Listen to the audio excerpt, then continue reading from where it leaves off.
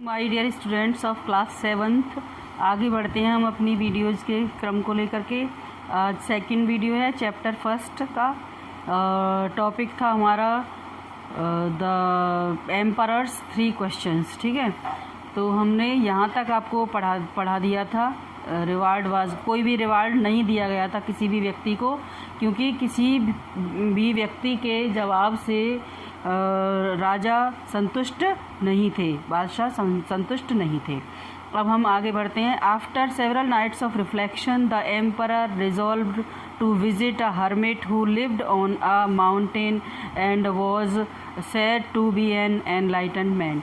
देखिए, after several, after यानी बाद में, सेवरल यानी अनेक, नाइट्स यानी रात्रि, रिफ्लेक्शन यानी सोच विचार या थिंकिंग के बाद। ठीक है, तो कई रात तक सोच विचार करने के बाद या विचार करने के बाद द एम्परर रिजॉल्व, एम्परर ने, राजा ने दृढ़ निश्चय किया, यानी पक्का निश्चय किया। क्या किया? टू विजिट अ हर्मिट, एक साधु से मिलने का, जो कि who lived on a mountain, जो कि एक पहाड़ पर, पर्वत पर रहता था। And was said to be an enlightened man, और एक बहुत ही प्रबुद्ध या जानकार व्यक्ति, ज्ञानी व्यक्ति माना जाता था। The emperor wished to find the hermit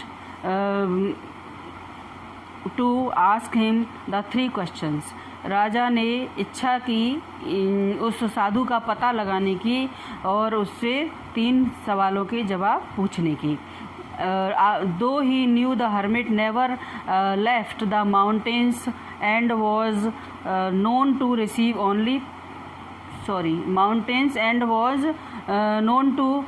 only the poor, refusing to have anything to do with persons of wealth or power। देखिए, हालांकि ही न्यू, ही मीन्स यहाँ पर किंग, राजा, जो बादशाह था वो। Though he knew the hermit never left the mountains, हालांकि राजा जानता था कि साधु ने कभी भी पहाड़ों को नहीं छोड़ा, यानी जहाँ वो रहता था साधु वहीं रहता था। And was known to receive, और इस बात के लिए भी जाना जाता था कि वो सिर्फ गरीब लोगों को ही रिसीव करता है, यानी गरीब लोगों से ही बात करता है। Refusing to have anything to do with persons of wealth, जो वेल्दी लोग होते हैं यानी रिच पीपल होते हैं, उनसे कोई भी बात करने के लिए वो रिफ्यूज यानी मना करता है। किसके? जिनके पास वेल्थ यानी संपत्ति होती है और पावर होती है, ताकत होती है। तो ताकतवर लोग और जो संपत्ति जिनके पास होती है यानी वेल्दी पर्सन्स जो होते हैं, उनसे वो राजा हर्मिट कभी भी नहीं मिलते थे। इस बात को राजा जानते भी थे कि वो ऐसे हैं। So the emperor disguised himself as a simple peasant and ordered his attendants to wait for him at the foot of the mountain while he climbed the slope alone to seek the hermit। देखिए, इसलिए क्योंकि वो जानते थे कि वो धनी लोगों से नहीं मिलते, इसलिए एम्परर डिस्गाइज होता है बच्चों, वेश बदलना, अपना जो वेशभूषा होती है ना उसको चेंज कर लेना। तो एम्परर ने डिस्गाइज किया हिमसेल्फ यानी अपने आप को, वेशभूषा बदली अपनी। And as a simple peasant, किसके रूप में? एक बिल्कुल साधारण, पीजेंट मीन्स होता है किसान, साधारण किसान के रूप में। एंड ऑर्डर्ड हिज अटेंडेंट्स, और अपने जो अटेंडेंट्स थे या अनुयायी थे या उसके जो नीचे काम करते थे लोग, उनको ऑर्डर दिया टू वेट फॉर हिम, कि वो उसका यानी राजा का इंतज़ार करें। At the foot of the mountain, पर पहाड़ के निचले वाले हिस्से में यानी पहाड़ की तराई में। While he climbed the slope alone, जबकि वो खुद ही जो ढलान थी, ऊपर जो जा रहा था पर्वत की तरफ जो रास्ता था, वहाँ पर खुद ही ढूंढने के लिए, किसको? हर्मिट को, साधु को ढूंढने के लिए चढ़ गए।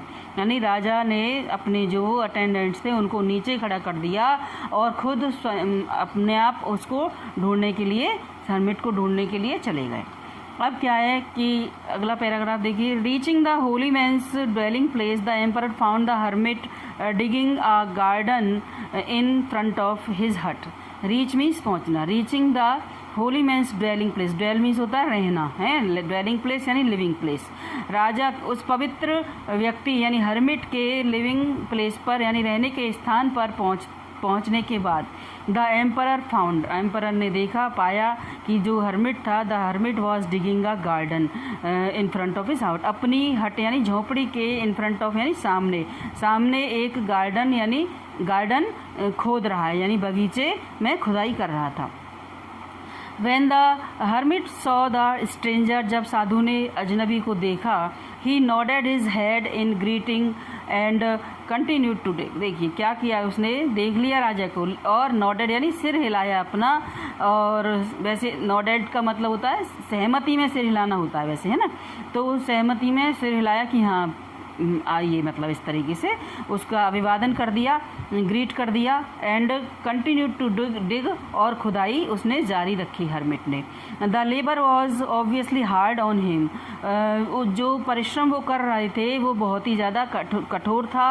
He was an old man, वो एक वृद्ध व्यक्ति थे, बूढ़े आदमी थे। And each time he thrust his spade into the ground to turn the earth, he heaved heavily।